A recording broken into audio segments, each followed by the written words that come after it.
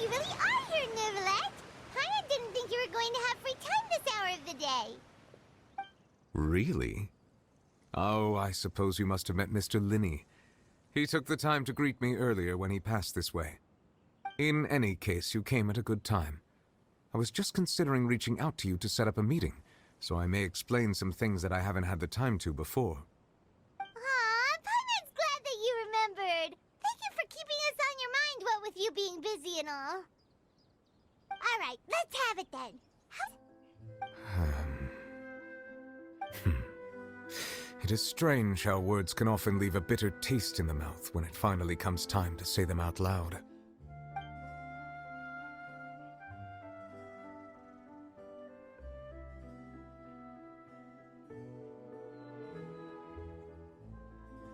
Whoa, so that's what happened?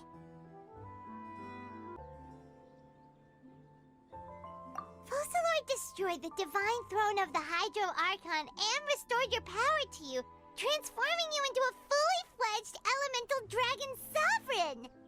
But Paimon still doesn't quite get what you did to save the Fontainians from dissolving. For me, the authority of the ancient dragons refers to absolute control over the hydro element. Fontainians were incomplete humans born of Egeria's use of the power of the primordial sea, with constitutions similar to that of mimics. But so long as those primordial energies remain within them, I could use the ancient dragon's authority to grant them true blood, after the fashion in which life was first brought into being on this planet. In other words, when I gave my verdict, Fontainians became true humans, and thus would naturally no longer be dissolved by water from the primordial sea.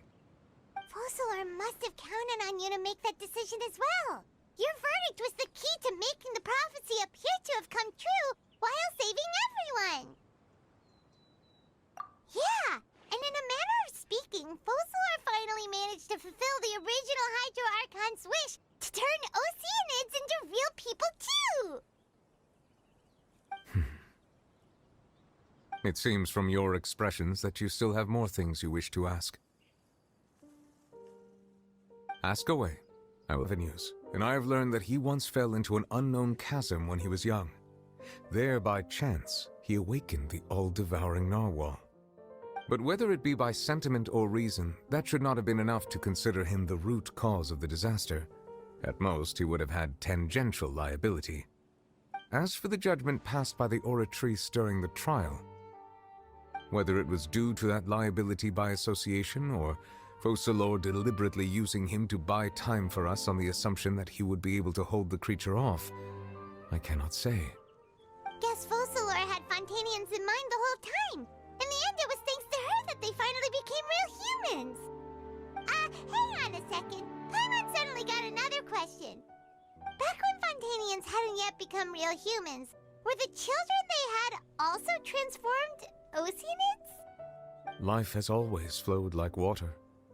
Do you recall how Fontainians would often come to the Fountain of Lucine to pray for children? Yeah, Lynette said the fountain is where all the waters in Fontaine converge. In truth, even those couples did not know that such prayers were no mere custom, but instead a form of ritual.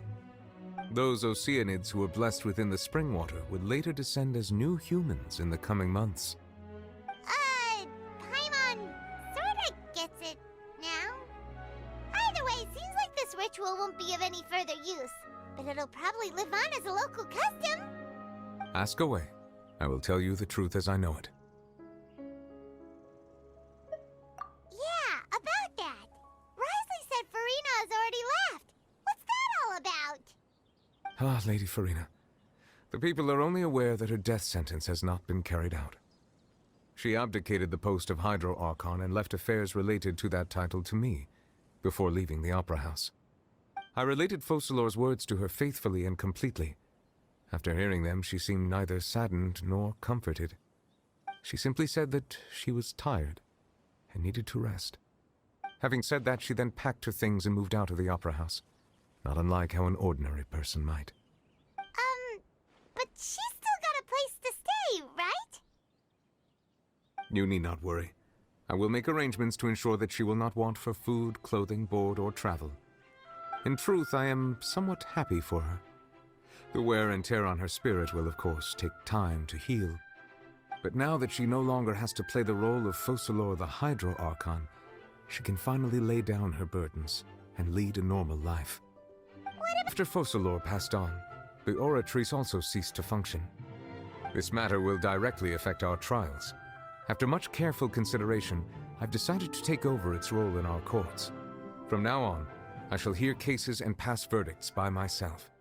Looks like you're still considering stuff from the perspective of the Udex, huh? As an elemental dragon, there are indeed many things that I must do. But this power and this duty, in a manner of speaking, you could say that both were granted to me. As such, before I attend to my other responsibilities, I must first and foremost continue to serve Fontaine as its highest judge. The duty of the Hydro Sovereign and the duty of the Udex shall coexist within my person. Additionally, the Hydro Archon's departure has brought about another problem, which is that the Opera House shall no longer produce indemnitium. That's true. That power was derived from the people's faith in the Hydro Archon, wasn't it? Wait, but the various mechs and machines in the city are all still okay. Where are they getting their energy from? As I am now, I have full command over New Musia, and it can serve as a complete substitute.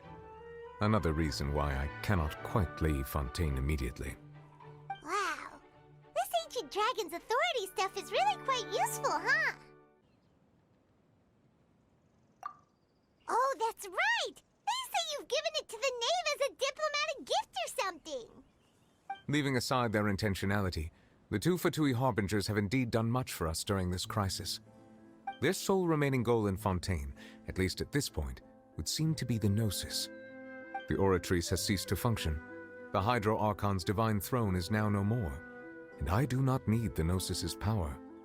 As such, it has lost all meaning for Fontaine. If the Fatui have impure designs, then we might as well accede to their request now, and avoid unnecessary conflict. What complicated considerations? Paimon thought you were just giving it to them out of gratitude to the knave and as an apology to Child. You will soon be heading to Natlan, I presume? I'm afraid that I have little talent as a travel guide, so all I can do is tell you what I know about that land. As far as I'm aware, Natlan can be said to be a nation of dragons. A nation of dragons? You mean like you? No, I suspect that I would not find myself welcome there. Unlike ancient dragons such as myself, the dragons of Natlan have undergone long years of development and evolution. Large numbers of them have entered a form of coexistence with humanity. Natlan is also the... There is one other piece of information I got incidentally from my negotiations with the knave that I believe may be useful to you. The Harbinger known as the Captain has thrown his hat into the endless ring of war. The Captain. Sounds like a real tough customer. Seriously, everywhere you look, there's a Fatui Harbinger doing their thing. I suggest that you fully prepare yourself before going to Natlan. In the meantime, Fontaine's doors will always be open to you.